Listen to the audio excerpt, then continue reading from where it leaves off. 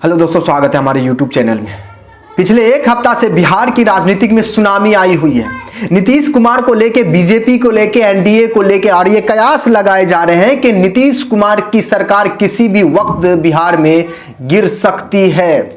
इसकी बड़ी वजह है कि अमित शाह की बयान बिहार के ऊपर और संसद में जिस तरह से अमित शाह बयान दिए हैं, उस वक्त से ये कयास लगाए जा रहे हैं कि बिहार में क्या होगा और नीतीश कुमार का क्या होगा। नीतीश कुमार अब क्या करने वाले हैं। बीजेपी का मंसूबा साफ साफ है। जिस तरह से महाराष्ट्र में एकनाथ शिंदे के साथ बीजेपी किया, वही हाल अब नीतीश कुमार के साथ बिहार में करने वाले हैं।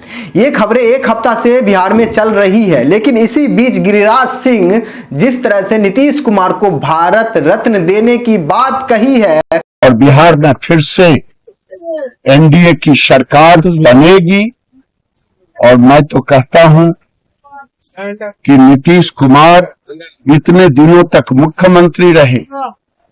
आज के बच्चे जो 30 साल के हो गए हैं, उन्होंने नहीं देखा लालू जी का जंगल राज, कुव्यवस्था, सड़कें, अस्पताल, स्कूल जर्जर स्थिति थी।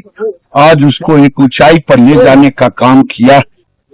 और उड़ीसा में नवीन पटनायक ने भी वर्षों तक सेवा की। ऐसे व्यक्ति को देश में पुरस्कृत करने की जरूरत है, चाहे जिस भी पद से स्वीकार किया जाए। भारत रत्न जैसे चीजों से नवाज।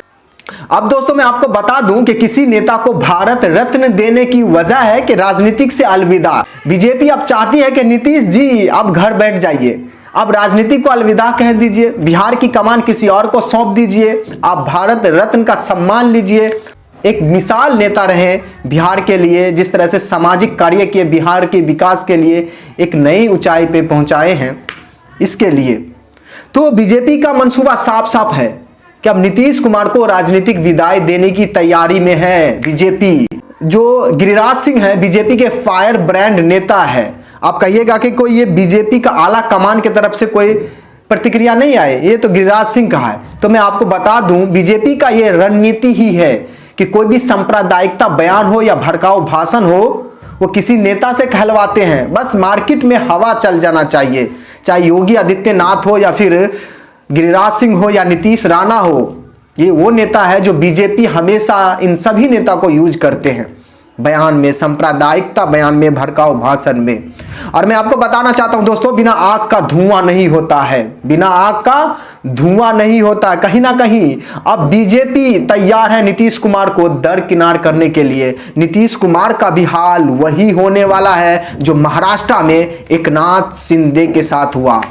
और एक खबर आप तक किसी भी वक्त पहुंच सकती है कि एनडीए के बिहार में सरकार गिर गई, नीतीश कुमार एनडीए से अलग हो गया। बीजेपी पूरी तैयारी कर चुकी है, बीजेपी पूरी तैयारी कर चुकी है। अब मैं दोस्तों आपको बताना चाहता हूं कि बिहार में बस औपचारिकता बाकी है। बीजेपी नीतीश कुमार को अब हटा के ही दम लेगी, हटा के, किसी भी कीमत पे। अब नीतीश कुमार का भी हाल वही होगा जो महाराष्ट्र में एकनाथ शिंदे का हुआ है। और बिहार में बस औपचारिकता बाकी है और कुछ भी बाकी नहीं है। एक खबर आप तक किसी भी वक्त पहुंच सकती है कि बिहार में एनडीए की सरकार गिर गई और इसकी पूरी तैयारी बीजेपी कर चुकी है। बस इंतजार कीजिए कुछ दिन का, कुछ हफ्ते का, और देखिए बिहार की राजनीतिक में क्या सुनामी आती है दोस्तों। और मैं एक और बात बता देना चाहता हूं कि अगर बिहार की राजनीतिक में सुनामी आई तो दिल्ली पटना से ज्यादा दूर नहीं है, तो दिल्ली की कुर्सी भी डगमगा जाएगी। ये आप बात मत भूलिएगा, क्योंकि बिहार नीतीश कुमार का केंद्र में सपोर्ट है, अब भयानक सपोर्ट है। बैसाखी वाली सरकार चल रही है। अगर नीतीश कुमार की राजनीतिक पे आंच आई तो समझिए नरेंद्र मोदी की कुर्सी भी हिलने वाले हैं। लेकिन दोस्तों एक बात तय है कि अब बीजेपी नीतीश कुमार के साथ चलना नहीं चाहती है। बीजेपी अब नीतीश कुमार के नेतृत्व में चुनाव लड़ना नहीं चाहती है, ये कंफर्म है। इस बयान से साफ साफ जाहिर है। अब इंतजार कीजिए दोस्तों कि केवल बिहार की राजनीतिक में सुनामी नहीं आएगी। अगर बिहार की राजनीतिक में सुनामी आई तो देश की राजनीतिक में भी सुनामी आना लगभग तय है। बाद बाकी दोस्तों आपको क्या लगता है कि सच में बीजेपी अब तैयार है नीतीश कुमार को हटाने के लिए?